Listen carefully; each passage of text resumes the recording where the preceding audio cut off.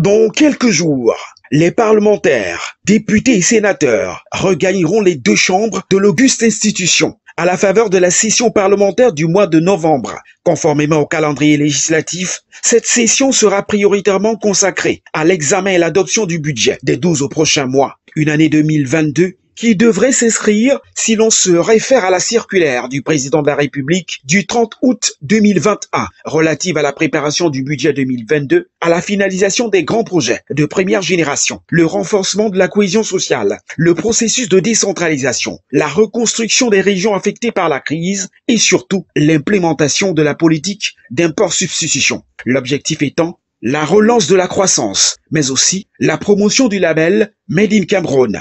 Durant 30 jours donc, les élus de la nation ausculteront le projet de loi des finances 2022 en commission et prouveront les membres du gouvernement lors de la phase des questions orales et sans coup férir, adopteront ce document prévisionnel des recettes et des dépenses pour l'année 2022.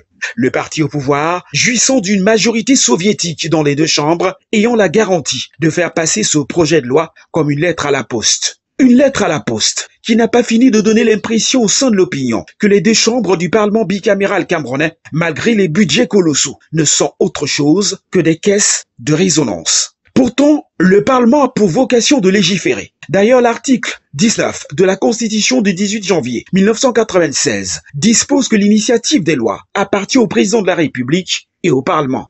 Ainsi, au même titre que la prééminence des institutions, la présidence de la République, qui élabore des projets de loi validés par la conférence des présidents et soumis à l'examen des députés et des sénateurs, le Parlement peut donc aussi faire des propositions de loi qui seront examinées en plénière.